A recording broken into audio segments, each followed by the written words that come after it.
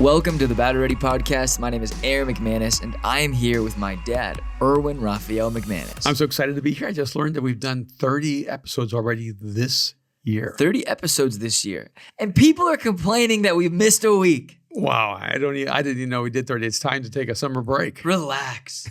Relax. You have a new book coming out. I do. And I want to announce to our Battle Ready audience that the name of my new book is called The Genius of Jesus. The Genius of Jesus. The Man Who Changed Everything. I'm so excited. It's so exciting. And this is an incredible convergence of two passions in my life. For probably the last 40 years, I've studied the whole dynamic of genius from every aspect of that: creativity, imagination, innovation, and even looking at the dynamics of narcissism and sociopathic behavior and madness. And genius has always been incredibly intriguing to me. And, how does it form? How does it just sort of show up in different moments in human history? People like Mozart and Da Vinci and Einstein and Hawking and Picasso, and they've always been fascinating to me. And so this book is an unwrapping of genius, but it's also been, to me, fascinating that on all the lists of geniuses I've ever seen, Jesus has never been on a single list. And that began, for me, a journey to ask the question, if I did not believe Jesus was God, would I still identify Jesus as a genius? And why would Muhammad be on some list, and Buddha be on some lists, and Gandhi be on some lists, and Mandela be on some lists, but Jesus of Nazareth has never made it on a list? Even I think Paul has made it on lists of geniuses, but not Jesus. And so this book is a convergence of a lifetime of study of genius, a lifetime of pursuit of Jesus. And then not only that, but asking the question, can genius be transferable? Is it possible, if we unwrap the genius of Jesus, that we might be able to discover, awaken, and unlock the genius within us all? You heard it here first. So some actions you can do, some practical steps to unlocking the genius within yourself. You can go to Amazon right now. Yes, you can. You can pre-order the book. Go to Amazon right now and pre-order 5 books. Pre-order 5 books, pre-order 10 books. Here's the thing. If you can somehow get your whole church or your whole business or your whole staff, we will figure some way out to connect with you and do something with you. Whether it's send a personal message. I'm committing stuff for you, but I don't know. You tell us how many books you're going to buy, and we're going to figure out a way. Even if it's just like a quick hello or a FaceTime, we're going to find it. You might just get me, but we're going to find some way to connect with you guys. Hey, and here's, to me, what's so exciting is, when I wrote An Unstoppable Force, and I was advocating some ideas that were seen to be outrageous, that humans are actually created to create the future, that this is the uniqueness of the human species.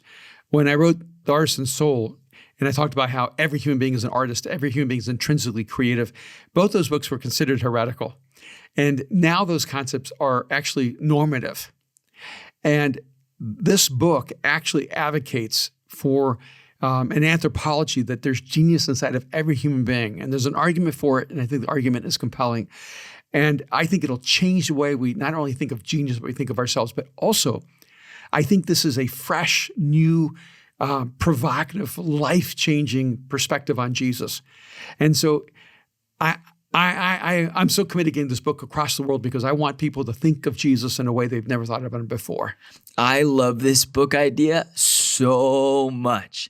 And the cover is on Amazon. So it is. Go and pre-order it right now. Go and pre-order this right now. Send it to everyone you know, whether they know Jesus or they don't. It's on Convergent, which is Penguin Random House. Yes. So if you're just trying to convince your friend who would never read this book, be like, the same publisher that published him published Michelle Obama, Jordan Peterson, some legends. You are now in the GOAT category. All right, there you go. So here you go. Go and buy the book, pre-order it. Comes out September 14th. And secondly, go and subscribe to the new podcast we are working on at this moment. It's called The Genius Of. The Genius Of. We're going to link it in this bio. Go and subscribe. I'm going to get him to do an intro to the podcast right now. But do you want to announce who you're going to have as your first guest? Well, what's exciting is I'm going to bring... So that was a no. Yes, I am. Okay, you are? Yes, but I have to lead up to it. But you're not going to tell the big... You're not going to tell the big one, are you?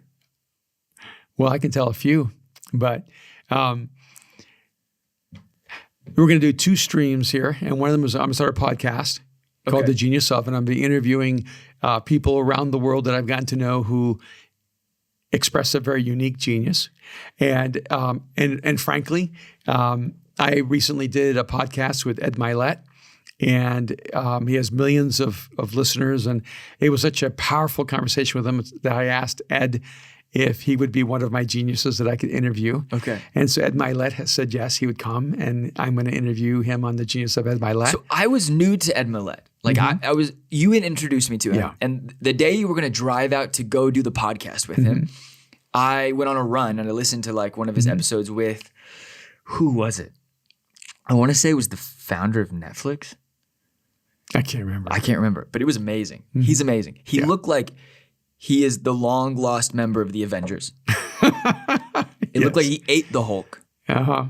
But he is really brilliant. Yeah. And on top of that, and very kind. A year and a half ago, I did this incredible podcast with someone I did not know, but who we've become friends. His name is Lewis Howes. Yes. And Lewis interviews some of the most brilliant people in the world. Cool. And he has a podcast called The School of Greatness. He has The School of Greatness. And so I said, Lewis, I want to interview you for The Genius Of, and I want to dig into your genius so that people can not only see your genius, but maybe begin to see their own. And so Lewis Howes said yes. It's incredible. And then, of course, we have my great friend, Angela Davis, who is the co-founder of Army. And she said big yes that she would come. And so we're going to unwrap the genius of Angela Davis. And there are so many others, but I'm keeping some of them secret. We have a cool family. Yeah. The Davises that have a really cool family. Yeah, they really do. She is a business owner, a phenomenal, like a Nike athlete, Olympian, like an almost Olympian runner. Yeah. She owns Army, which is like an Equinox Soul Cycle boot camp training facility in WeHo, which is phenomenal, and in New York City. Yeah. And then with her partner, and then she also, her brother is Jerry Lorenzo, her sister's Angela. No, she's Angela. Her sister's Natalie Manuel Davis. Her husband's Jerome Davis. They're just all really... Natalie's husband's Brian. Jerry's wife is... Des. They just have an insane family. They all do really cool things. Every one of them is amazing. Every one of them has got their own genius. Yeah, Jerry does Fear of God. That's just kind of, but so you have an incredible list that you're like really holding back on the other 15 people we have locked in. So go and subscribe to The Genius Of right now. That brings us into our first topic, in that you are a pastor, but you are also a businessman, a fashion designer, a filmmaker, a published author. You have 10 plus books. Unstoppable Force was out 25 years ago? 21 years ago. 21 years ago. Yeah. If you want to rock your brain, go read Unstoppable Force. If you're looking for intimacy, go and read Soul Cravings. If you're looking for that moment in your life that you have been trying to seize, read Chasing Daylight. Wow, but now we're talking about you. You're breaking the stigma, the paradigm that you can only be one thing, a pastor. You are now all of these different things. How do you do it? First of all, I'd say, I think that I can say this accurately.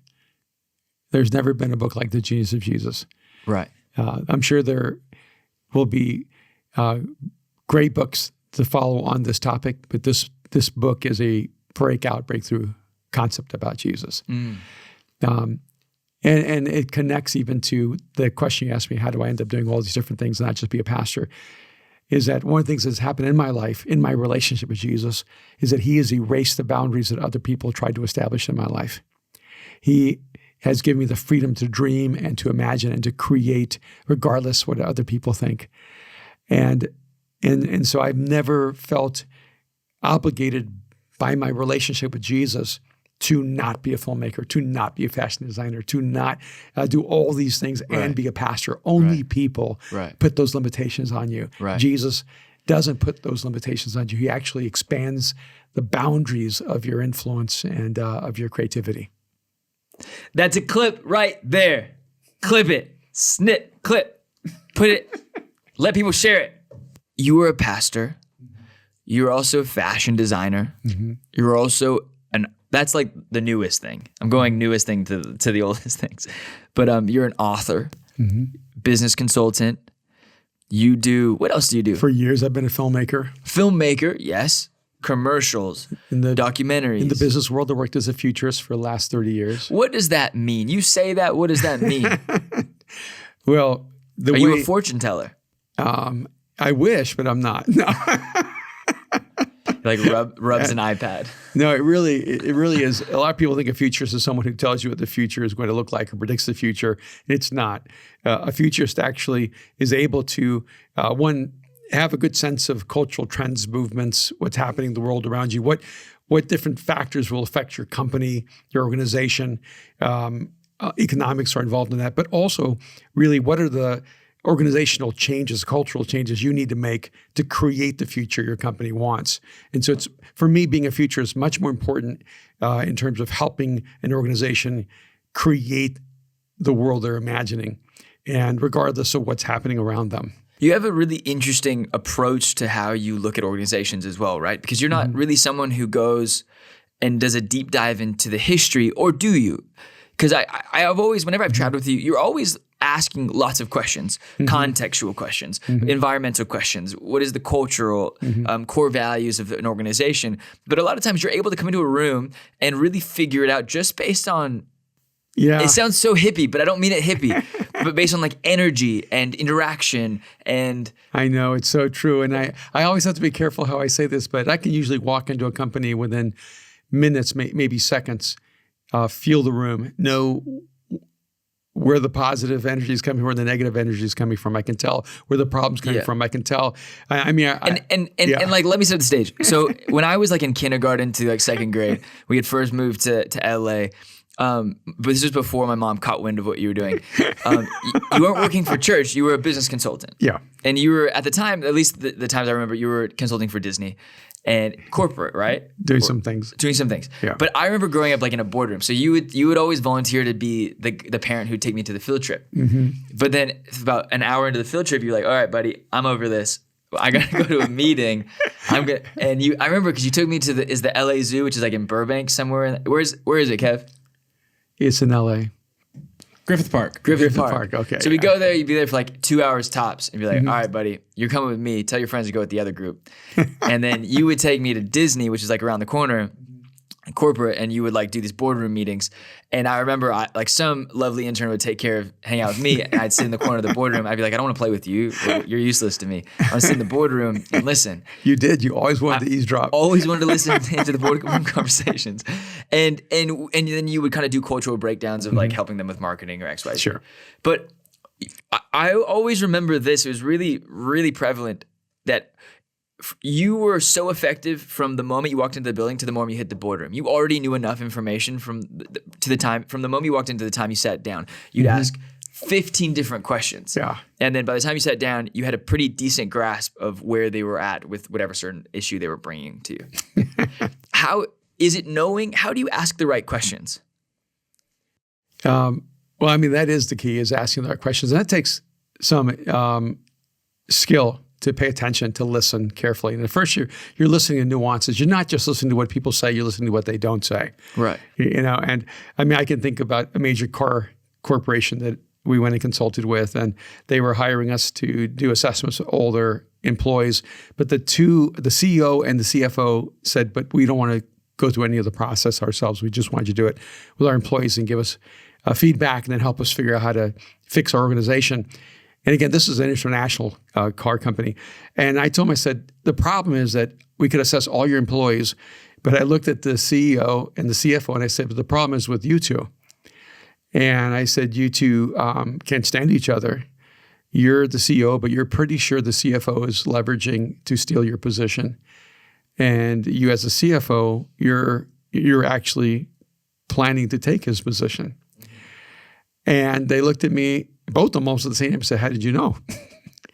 and I probably shouldn't have said it so directly. We did not get hired back. Yeah. That's the other problem. And, You're like a one and done guy. But I what I realized was that they would hire us and we would fail because they wouldn't allow us to address the real issue. Interesting. And so I did not want our company to have that mark on it saying we could not accomplish what they wanted and use us as a scapegoat for what was really going on. And and so sometimes you just have to pay attention to the relational dynamics, to what isn't being said, to what is being said, to how it's being said. And I mean, one of the funniest things that ever happened is I was in this business meeting in Canada. No, but hold on, let's address that thing. You didn't answer my question. Okay. How do you ask the right questions? Well, I think you have to begin by just listening, asking people to tell you their story, ask you to have them explain to you what they see as the issue, what they see as the problem, what they see as going on. And as you listen to their story, you'll begin to see massive gaps in the story. Right. Where you'll notice that there's certain things that aren't talked about. And it's just like the whole dynamic of organizational ethos. What the rules are never the problems. Everybody knows what's written. It's the stuff that isn't written that really creates the problem. And so when they say, well, I'm having a problem with this person because of these things, or we're having an organizational problem because of these things, you can always know the things they've identified are not the core problem. You have to see the thing behind what they identify, what's causing that, and so you're shoveling like beneath the surface. Yeah, you're asking questions that push behind their already established conclusions. They've already prepared in their minds what's wrong, what they're going to tell you. Right. But those things are usually there to hide what's really wrong and what they don't want to tell you. Interesting. Yeah. So what's your first question when you go into a conversation like this, when you're trying to solve a problem? How can we help? Okay. Something's really broken. We don't know what's going on. We think it's this. We think it's this. These are all the problems. The problem's them, not us. How do you address it? Well, I think that you begin by saying, well, what do you hope to accomplish? And because if you're unhappy, that means that you have a certain idea of what your company should be doing, how you should actualize it, and you're not effectively hitting those goals. So I would say, what do you think is the problem? And I always ask them that. It's like help me, like I'm new here. So let me see your company through your eyes. Do you think that's a dangerous question though? Because immediately like they're either right or wrong. So now the person who's supposed to hire you, you've already either made them a liar or an idiot. No, I think it's just about helping a person because if they were have right, new eyes. Because if they were right, they would have been able to solve the problem without you. Right. So here's the thing: when you have a problem and you can't see your way out of it because you're in the middle of the problem. Okay. I can look at your problem because I'm not emotionally affected by it. Okay. And I can see more objectively. Okay. But when I have a problem, I'm in the middle of that problem and I may not be able to see very objectively. And so it always helps to have outside eyes looking in at your problem. Right. And so it's not that I'm smarter than the people I'm going to help. It's not that I'm better at it. Your fresh set of eyes. And I'm not emotionally attached to the choices that have been made. I'm not emotionally attached to the failure. I'm not emotionally attached to what the solution might be. Oh, we were talking about this yesterday. I really hate emotional attachment to decisions. But there are emotions attached to every decision. No, there isn't. Yes, there is. No. Okay, let me rephrase. Yes, there is. You are right. Not everything has to be driven and forwarded, put in motion by emotion. Does that make sense? So I can choose a yes or no on a certain project, knowing all of the factors. I was saying this to you. I get mad when someone pretends it's business when it's actually personal. If it's personal and it's business, just say it. This is a personal thing that I need to solve because I can't lead at this level because unless we address this personal thing that's happening. See, and I would say the business is always personal and that you don't really separate those. And what I'm saying is that don't mask personal. Yeah, that's different. Does that make sense? Don't yes. come saying, this is the business issue. Come and say, I have a personal problem with this business issue.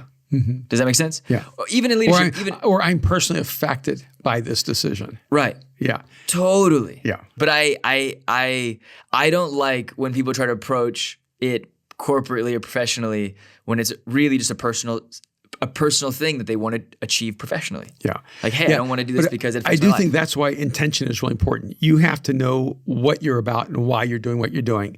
And that informs everything. But a lot of times when a company begins to lose its way, it's because they lost their why. They forgot why they're doing what they're doing. And they became more attached to a what or a how than a why. And that's what happens in churches. I mean, the why is supposed to be to bring life to all of humanity through the sacrifice of Jesus. Yeah. But then the church forgets the why, so it gets committed to the how and the what. And so we have to do it like this. These are the things that are important to us. And you're going, wait a minute, you've lost your why because the what and the how became more important. Or sometimes even the where. Like a lot of churches die because they're not willing to relocate and because they lost their why. Their where is more important. Yeah. And but also it's about being proactive in the creation of the future rather than simply responsive to the dynamics and the circumstance. So how do I be proactive about the creation of the future? You need to make decisions every day that move the future you want forward. What if people are okay with just where they're at, but then they're mad that they're dying, but then they just like who they are? Yeah. I mean, I've struggled with this because I think that I have a hard time imagining a person being okay with mediocrity or a person be okay with apathy or a person being okay with average. But I know that is functionally true. But I think deep down inside, that's just because we gave up or because we don't believe we can change the circumstance. I think deep down inside, people want to live their optimal life. They want to live at their highest level of potential. But if I just give you the example, because I wanted to tell you the story. I was in Canada years ago working with this company, and I started explaining to them why I felt their company should make these decisions, move this direction. And one of the men said, well, it's too risky. We need a plan B. And I was trying to walk him through that if they have a plan B because they're inclined towards safety, security, and low risk, they'll just move to default plan B no matter what. Yeah. And then the guy pulled out something that happened earlier to me. Right before the meeting was getting going, a waiter came into the private room we were meeting in, and he asked me if I wanted a drink. And I said, I'd love to have a Diet Coke. And he said, well, we only have Pepsi. Ugh. And he goes, would that be okay? And I said, not the same. And I said, no, it's okay. Just give me a glass of ice. A glass of ice is by itself? Yeah. And then an hour later in the meeting, the guy in charge goes, you can't control the future, and you always have to have a plan B. And he goes, for example, when you came in, you wanted a Diet Coke, but all they had here was Diet Pepsi, and you had no control over that. And I said, that's a great point. Then I reached into my backpack and I pulled out my Diet Coke and I popped it open and I said, that's why you need to be proactive enough to bring your game and your A game, and so that you don't have to go to your B game. Wow. So you brought your stash just in case. See, and I think a lot of people just move through life incidentally hoping that the universe. Your plan B was your plan A. Yeah. Believe me, if you're not moving with intention toward your plan A, you are getting plan B, C, D, E, and F. Okay. So how do we, one thing that we find a lot of times in church, which I think also the more and more we work in business, we see this as well, just as much. They just found something scalable and then they got comfortable. Yeah. Oftentimes in church, things scale. Whether they work or not, it's really easy to get comfortable in what you're doing. Yeah. The same times, the same structures, people sit in the same seats, they invite the same people or they don't invite the same people, and they have their same kind of migration patterns. Especially when you get a kid and then you have a child and you have a family, and then it becomes this very cyclical thing. We go to church for this and then we take these days off and this is XYZ. Yeah. How do you, because comfort is something that people I feel achieve, right? Because you know this, you're an immigrant from El Salvador, though you came from a very educated and decently successful family. Yes. But then started over in Miami. Really started over. Whenever you migrate, you're starting over. You're starting over. So it wasn't like you came and you had all this wealth. It was like you guys really genuinely started over. I mean, people don't realize there are a lot of doctors from Syria who are here working blue collar or manual labor jobs because their medical degrees didn't transfer from the Middle East to the United States. Yeah. When you migrate, you're starting all over. You start over. No matter how educated or Especially successful you were before. in a country of this size. Yeah. So you're getting comfortable. So when you come to a new country, like to achieve a certain level of comfort, like having a house, having cars, being able to put your kids into school or keep being in the right neighborhood or just providing for your family, there's a certain comfort is something that is achievable or something you were trying to achieve. But then when you achieve it, it destroys you. So how do you achieve a level of success but not also get comfortable? Well, and on top of that, how dangerous is it when people think the church is supposed to be comfortable? Right. Right. And I think that's one of the challenges is that if you're living your life for your own personal success, whether it's, a house in a safe neighborhood or a car or whatever it may be, then you're more likely to get comfortable. Mm. But if you're living your life to do the most good you can in the world, then you're never going to get comfortable. Right. Because there's always more good that can be done in the world. And so there's some sense in my mind that the best way to always stay hungry and stay ambitious is to live your life for others. Mm-hmm. And then to enjoy the benefit and success of that hard work as well. See, I don't want to try, I don't know why, but we're almost like creating this, our culture is creating this demonization of people being successful. Like everyone who's successful, everyone who's affluent, everyone who's wealthy, everyone who started a company and it worked, they have to be bad people. And I don't talk to those people. Yeah, I'm just saying, who make that a thing. I don't. If you want to be normal, that's fine. Just go find other normal people. Yeah, I'm gonna go for broke. I just started broke, so let's go for broke. Let's try to achieve something. The way to not get comfortable is to always care about something more than just yourself, outside of yourself, and that's I think is what drives our life too. Is how much good can we do, and even as a dad, I care about you and Mariah and Jake and Juno now. We have a kid in our family. I have a granddaughter, a new baby. Yeah, and so we're baby so excited. Juno. But see, it's interesting to me. It matters to me what I do in my life, even now, how it affects Juno. Right. And so I think the more people you care about, the less likely you are to get comfortable. Mm-hmm. And then if you only care about yourself, I think it's easier to get more comfortable. Mm-hmm. But I wanted to go back to the other dynamic here. But I would challenge that a little bit. People would say like I care about my family, so I'm comfortable because I've achieved taking care of my family and I don't want to go anywhere else. Yeah. You've never really gotten comfortable. Yeah. And you're 62, almost 63. Because I'm turning 33, you're turning 63. That's right. Do you ever get exhausted by the lack of comfort? I don't know if I get exhausted by lack of comfort. I get afraid that I might choose to just live comfortably. Like, I don't want to be that guy. Like, I don't want to look back on my life and go, oh, 40 was my peak, or 50 was my peak, or 60 was my peak. Mm-hmm. Like, I want to die at my peak. And so whether I live toward my 70s, or if I live until my 80s, or if I live until my 90s, I kind of hope I'm still peaking. So that when I die, people will go, wow, he had so much still left to do. Yeah. And so I don't really believe in retirement. No, you don't. You really don't. No. So back to you were a pastor, built a church, and it was great because I was at a party last weekend, and it was a birthday party, and a guy I had met a couple of times at like dinners. He kind of comes up to me, and he's like, "So I heard your dad owns Mosaic," and he goes, "I didn't mean own. I meant like." Because I looked at him, I was like, "Oh, he doesn't own it." He's like, "I didn't mean own. I meant like he started it." And I was like, "Yeah, he did start it like 25 years ago. Been in Hollywood for the last, I guess, 10 or 11 years now." Yeah. And he was like, "Oh, that's cool. I want to come."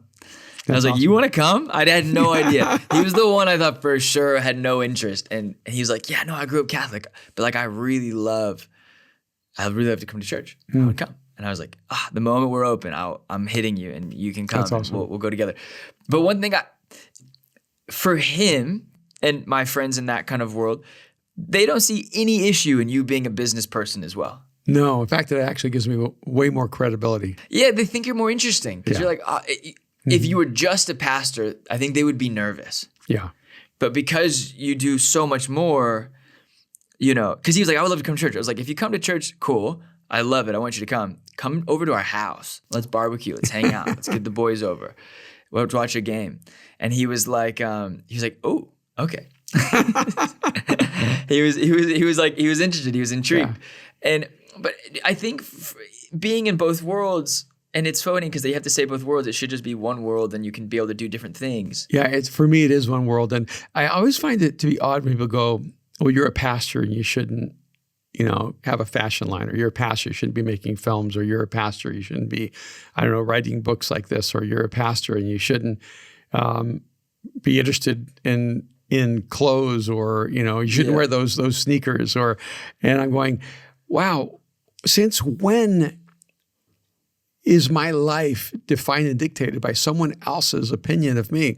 And what I find it interesting is that like all those people have opinions on pastors. None of them cared about me when I was making $6,000 a year, and Kim and I were sleeping on the floor because we couldn't afford a bed. And when for a decade I never made more than $12,000, $15,000 a year. No one showed up during those years. No one was putting me on their social media. Nobody was talking about me.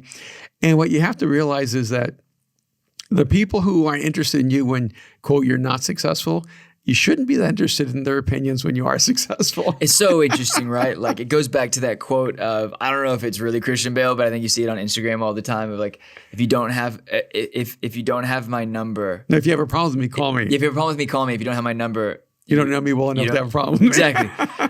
Those are words to live by. Yeah. Because I'm just we had a little bit of a scuffle a couple weeks ago. I'm sorry. It's my fault.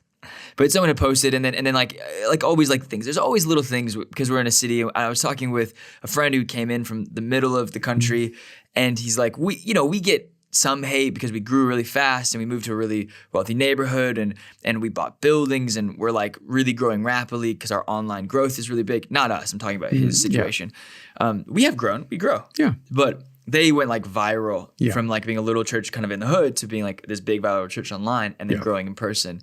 And we were kind of talking about the modernization of technology and church and everything. And he was like, but we don't ever have actors and actresses and famous hate us.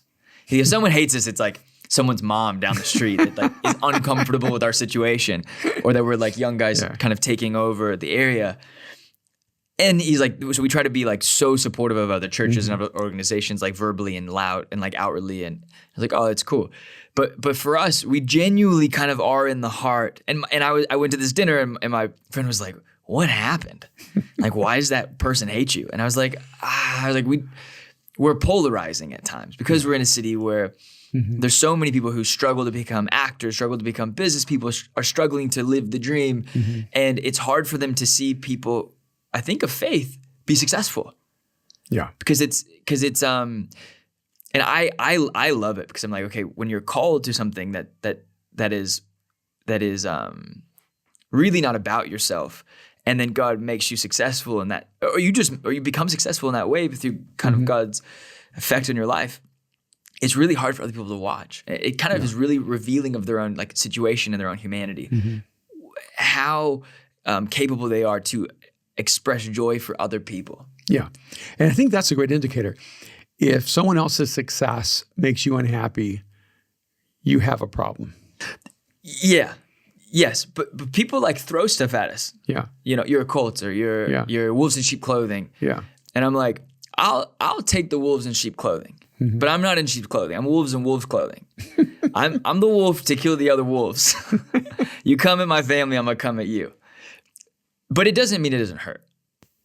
But I do think it is a huge stigma thing because my friends, a huge paradigm shift that's happening, because I do think that the generations after me no one will ever question them starting businesses because you've broken down a lot of those situations. Yeah, and that's what I look at. I have so many pastors, so many young men and women who DM me or text me or send me a note saying, I never felt I was free to express my faith.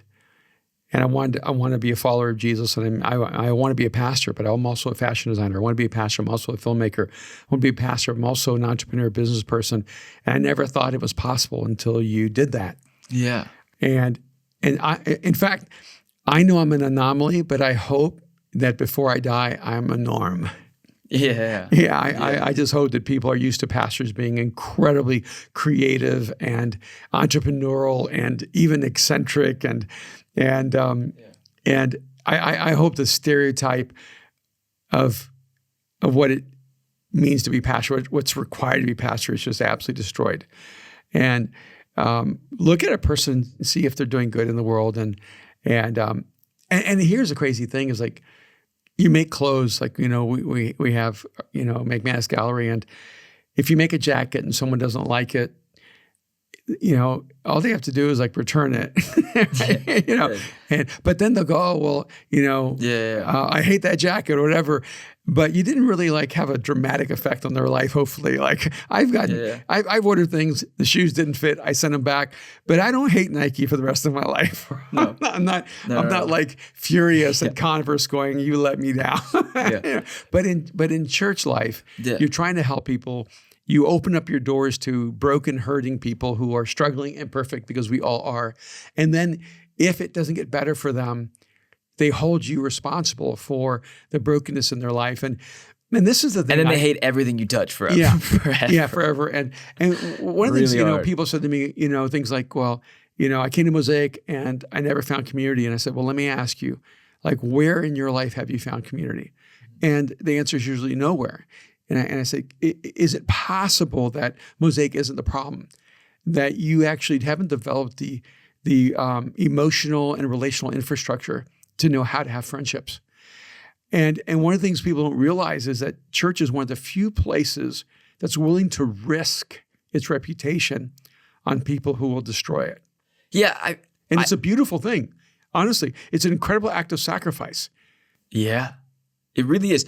It really is. And it's really funny because we talk about it a lot. I have an innate fear of being canceled, Me Too, destroyed, slandered on the internet because I hate it. I'm a pretty private person and I've made mistakes for sure. I made mistakes that a pastor's kid shouldn't make. Yeah. But lots of pastors' kids make. And I'm not contextualizing. I'm just saying. So this podcast has been something that's really helped me be able to talk about things that I've struggled with in a more open platform because I would never really air that out speaking in Venice. But talking about mental health and my struggles with it, talking about suicide and my struggles with it, talking about addiction, not an addiction, but like struggles with alcohol and things like that. Like we've been able to unwrap things that I had to struggle through. I was different than Mariah. I was different than you even.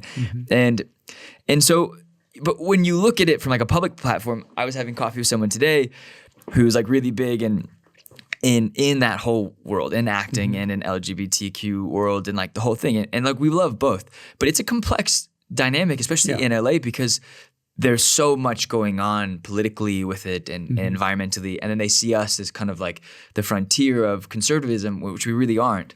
If anything, we're so much more progressive than I think so much of the church. And it's kind of an honor, but a really delicate one at times, So what you said is like it's the greatest sacrifice to really love on people who are so quick to destroy it. It's so true. Like and like the great thing is that I do think we have thousands of people who understand that Mosaic is in like one of the most volatile corners of the world. Yeah, the craziest corners. Like all the sane people live in South Pass. And it's like, but you have such crazy kind of young people who come to the city and like trying to figure out who they are. And they wrap God in it. And I know that there were times where I was really lonely. And I would tell you, I'd be like, my friends don't go to this church. Like my friends go to other churches or they just don't go to church, Yeah. And I liked them better. But God really did a miracle in my life by bringing such incredible people around me. And so it was like, I stayed committed to coming. I was a mess. I think Mosaic stayed more committed to me than I stayed committed to Mosaic. And like, that problem was solved. But a huge part of the reason I think it got solved of the loneliness thing was I became a better friend. I stopped ghosting people. And I had like left New York and I felt like all my friends in New York had kind of like abandoned me. from like the church I was there, and they didn't. It's just when you move, you're not the priority anymore. Yeah. You know what I mean? I know if I had gone back, it's just funny how time and things change. But you feel lonely, and so you project that everyone else in the world is trying to make you lonely. Yeah. So the things that you're a part of are the reason why you're lonely. Yeah. And it's like, how do you? We ask the right questions, but I think oftentimes we project the wrong blame at the wrong things. I mean, I look at me and your mom. I'm the son of an alcoholic, and your mom's a daughter of an alcoholic. Yeah. And for both of us, imperfect churches helped us discover a life-changing relationship with Jesus. Right. And, and in that process, it would have been easy for us to look at everything those churches did wrong. Mm-hmm. But what they did right is they loved us in their imperfection. Mm-hmm. And a part of the reason I'm so committed still to the church is that I actually think the church offers the world something unique that nothing else does. Yeah. And that's community. Mm. And I have so many friends who don't know Jesus, and they're just so incredibly lonely. They don't have any friends. Yeah. And any connections. And the human connection is lost to them. And I just so often say, look, it doesn't matter that you don't believe in God. Just come. You need people in your life. I met someone last week, and she's from San Diego. And outside of San Diego, I said, how long you lived in LA? She said, 2 years. I said, how do you like it? She goes, I hate it. And I said, why? She goes, people aren't friendly. I don't know anybody. I've been here 2 years. I live with my boyfriend. I came here for work, but I don't know. I'm alone. Yeah. And I said, how old are you? She said, 22. And I said, I got a bunch of 20-year-olds that would love to be your friend. You got to send me your contact. I got to give it to Amy and Robbie. And I gave it to Amy and Robbie? Okay. Yeah. And, cool. And I think the city is full of people like that, but not just our city. The world is full of people who just feel so disconnected. And I don't think people realize as much as they hate on the church and hate on Christianity and hate on, pastors and churches. Church is one of the few places people can actually step out of their loneliness and isolation. Yeah. And connect to other people, make friendships, and have people who can actually journey with them all their life. I think that's pretty amazing. It's so amazing. And I think community is tough in any hemisphere or environment. Like it's just something you have to put a lot into, have to have a lot of like openness and grace and forgiveness for. And I think some people who have come before me have put it so much better than I can. Is like church is a family you choose. Mm-hmm. But once you make a family, you don't walk away from family. You just have to either like decide to help it get better, or you know what I mean, or just leave. Yeah. And I don't walk away from my family. There's sometimes I take breaks, but I think once you kind of choose, and obviously there's so much stuff that goes on with it. But back to the original thing. We were talking about being a pastor and kind of breaking out of the shell. I have a friend named Keith, and he says you have a family of birth and you have a family of choice. Yeah. And then the church becomes your family of choice if you allow it to be. Yeah. But going back to what you asked me earlier about being a futurist, it brings me to a question we were talking about earlier about the future of education. Do you want to talk about that? I do. I want to talk about it. We're 40 minutes in. Do you want to? That's another episode. All right, then we'll. You want to do 20 minutes on it? No, we'll save it for another episode. But I want to talk about the future of education. And we've had 18 months where schools have been basically shut down across the country. Yeah. And it's a great moment for us to talk about what should education look like in the future. But we're going to save that for the next podcast. This is a little teaser for it. Thank you so much for every single person who supports Battle Ready Podcast and now supports the Genius Of. So Battle Ready is still going to be a thing. We're still going to do this. But the Genius Of, unfortunately, I haven't made it to the Genius Of. I'm not in the Genius category. So this is a podcast I'm going to help produce. But it's me, my dad, and my dad's co-host or whoever else guests he brings on. Yeah. So I'm really excited to be part of this project. So thank you for every person who subscribes, who listens, who rates and reviews these podcasts on iTunes, and every person who supports us on Anchor. We have 142 people who contribute each month. And so if you are interested in that, you can go to the link in bio. And we are dropping some new merch before Father's Day. I can't promise you'll get it for Father's Day, but you're gonna get something. So we're going to drop that. So check this out on the link in the bio. New merch, Battle Ready.